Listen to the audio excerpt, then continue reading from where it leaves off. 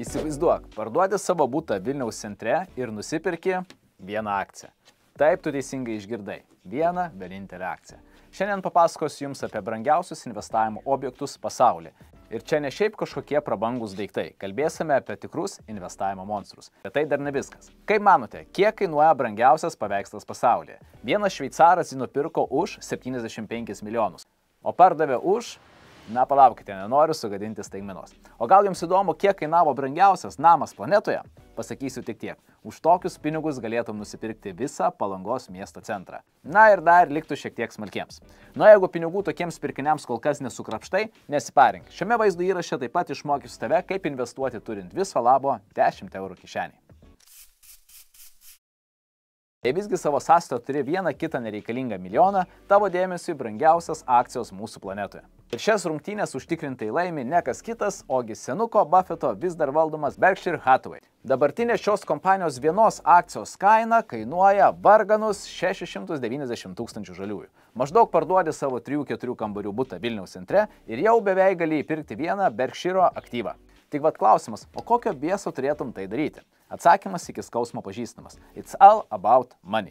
Nuo pat 1965-ųjų, kuomet Warrenas galutinai uždėjo letinas ant įmonės vairo, bendrovės akcininkų grąža siekė 19,8% per metus. S&P 500 indeksui net ir tam nervingai trūkčiojo akis su kukliais 10,2%. Bendras Warreno kompanijos vertės padidėjimas taip pat daugiau nei 140 kartų didesnis nei tavo numylėtojo indeksėlio. Tokių dvejonių kankinami investuotojai nekartą kamantinėjo Buffetą apie akcijų splitinimo galimybės, bet senukas nepiešęs, o dar ir užsispyręs it ožys. Taip ir laikosi įsikibęs idėjos, kad jokių splitų, kol mes gyvi, nematysime. Bent jau iki jo mirties. Sako, kad protingų žmonių citavimas ir pačiam smegenų prideda. Tad čia gaudyk Warreno žodžius. Mes norime pritraukti akcininkus, kurie būtų kuo labiau orientuoti į investicijas kuo ilgesniam laikotarpiui. Jeigu padalintume mūsų įmonės akcijas, jų kaina sumažėtų ir tada gautume akcininkų bazę, kuri nebūtų tokia sofistikuota ir sinchronizuota su mūsų tikslais. Paskaičius tarp eilučių galima suprasti, jog investuoti į jo kompaniją ubagams draudžiama. Aristokratai, Zachenbergai, Saudo Arabijos princai, anie tai laukiami, o štai tu, aš... ir gerai, vyrukas nežino, ką praranda. Be to, man kaip dividendinio investavimo mėgėjui, Buffeto politika šio klausimo atrodo visiškai skrudžiška. Per daugiau nei pusę amžiaus Berkshire Hathaway akcininkai dividendinius mokėjimus matė rečiau nei Saharos gyventojai sniegą. O tiksliau, vieną apgailėtiną kartą ir tik tai $10 vienai akcijai. Galima sakyti, neįtikėtinas dosnumas. Nors jeigu akcijų augimas vidutiniškai yra 20% per metus, kažie reikalingi tie dividendai. Ne veltui Buffetas pasakė, jog dividendų mokėjimas atsitiko netyčia. Matys, cituoju, tikriausiai buvo tūlikė, kai buvo priimtas toks sprendimas. Ne ką geriau šią prasme laikosi ir sidabro vietą brangiausių akcijų sąraše užimanti Lindt & Sprüngli kompanija. Šis šokolado gamintojas parsidavinėja už 101 000 šveicarijos frankų, arba maždaug 105 000 mūsų pinigų. Visgi net ir Dubajaus šokolado privalgę įmonės atstovai dividendinio pajamingumo kelti neketina. 1,4% ir basta. Nuo to, ar jau ragavai Dubajaus, o gal Abu Dabio šokolado, pasidalink savo nuomonę smaližių forume, tai yra komentaruose. O kol barškini klaviatūrą, aš darau išvadas. Cukrus dopamino gamybą gal ir skatina, o vadovų dosnumą nevelnio. Nors nemeluoju, 10 paskutinių metų Linto fondas kasmet išleidžia 2 milijonus frankų vien tik ūkininkų švietimui. Geriau jau tos pinigus dividendams paskirtų arba reklamą mano kanale išpirktų. Beje, už reklamą mane sumokėjo ir trečia pagal brangumą įmonė pasaulyje – NVR kompanija. O niekšai, anie jokių šokolado fabrikų nestato. Konstruoja senus, gerus, paprastus namus. Dar ir hipotekos bankininkystė ar žemės užgrobimais karts nuo karto užsiminėja. Bet apie tai, žinai, istorija kažkaip nutyli. Užtat įmonės 5 metų grąža patiliukais iki gražių 110% užaugo. Dividendų derliaus ir čia nesimato lygus nulis. Nuo viena kompanijos akcija kainuoja kiek mažiau nei mėnesinis mūsų prezidento išlaikymas prieš mokesčius – $8,339. Jeigu gauni minimalų šalies atlyginimą, turėsi arti beveik visus kalendorinius metus, kad galėtum uždirbti tokio dydžio sumą. Visgi net ir tai ne priežastis neinvestuoti.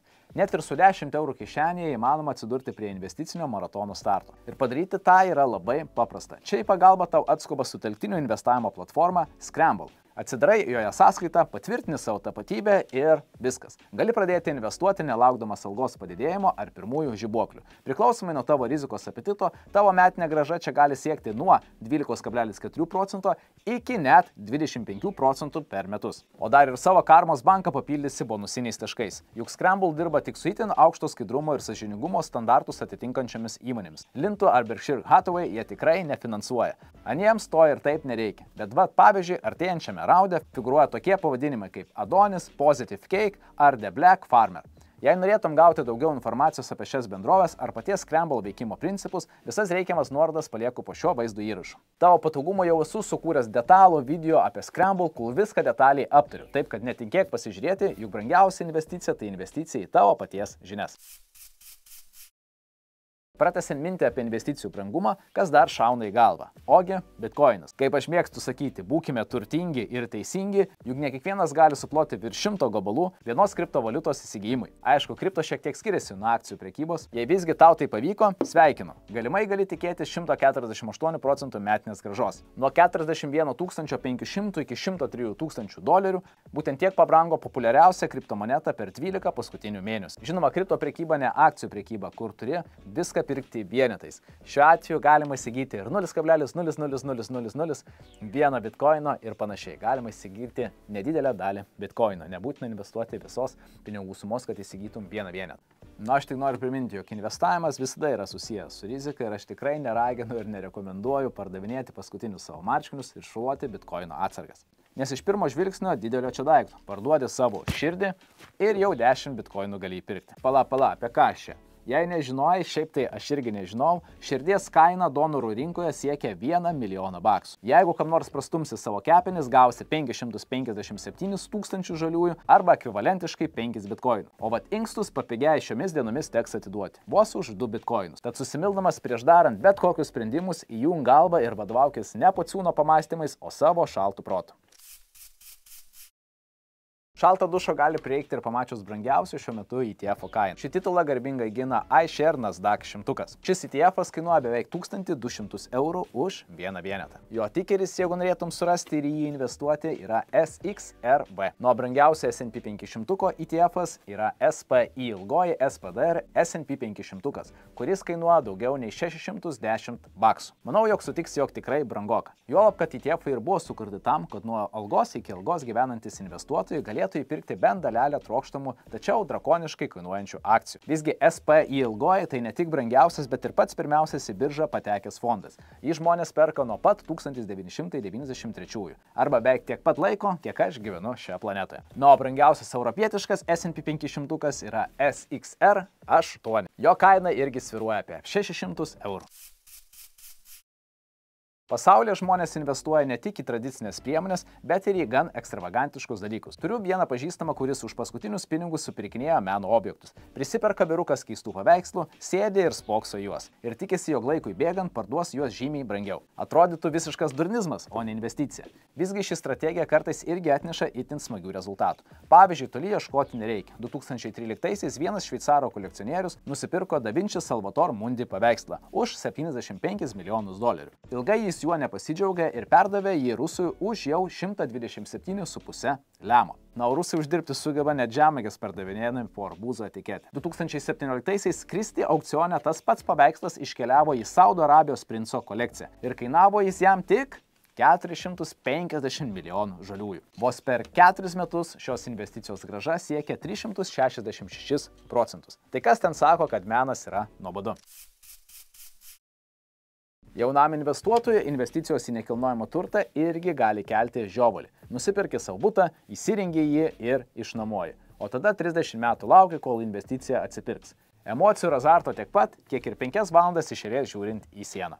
Tiesa, kadangi Lietuva ne tik švogurių, bet ir pasitusių kainų kraštas, pas mus situacija kiek geresnė. Čia nuomai perkamas būstas vidutiniškai atsipirka jau per 18-19 metų. Na, o viską padarius labai gerai ir užsiimant tuo kaip verslu, galima padaryti ir 7-12 metų atsiperkamumą. Na, jeigu esi luxury gyvenimo mėgėjas, tavo dėmesiui, Londonės 1000 Holme rūmai. Jų kaina šiuo metu siekia 300 milijonų JAV dolerių. Ir tai yra brangiausias pasaulyje nekilnojamo turto objektas. Net ir mano butą Tenerifėje aplinkė.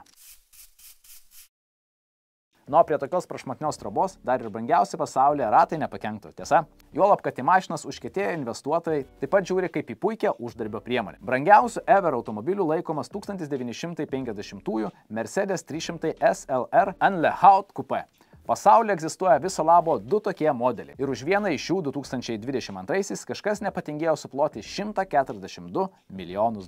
Na ir išduosiu paslaptį, kitas vienetas saugiai paslėptas mano garaže. O jeigu rimtai, įdomu, už kiek bus perparduotas tokius nesveikus pinigus kainavęs mašiniukas. Savo spėjimus rašyk į komentarų. Jeigu pataikysi, savo automobilio tau tikrai nepadovanosiu, bet bent jau į kartingus tikrai pakviesiu. Na, o kol kas kviečiu tave diskusijai. Kaip manai, ar investavimas į meno objektus, ar milijonus kainuojančias vilas Kalifornijoje apsimoka? O gal pats turi kokią vieną kitą Van Gogo teplionę savo sandėliuke? Rašyk, komentuok, spausk like mygtuką ir net minimaliausias santaupas vis atidarbint. Šiandien tikrai pasidalinau puikia Scramble idėja. Jeigu anksčiau nežinojai kur, po šito video jau net šitos atmaskės nebetriesi. Nu, aš einu semtis naujų idėjų sekantiems pasakojimams. Iki!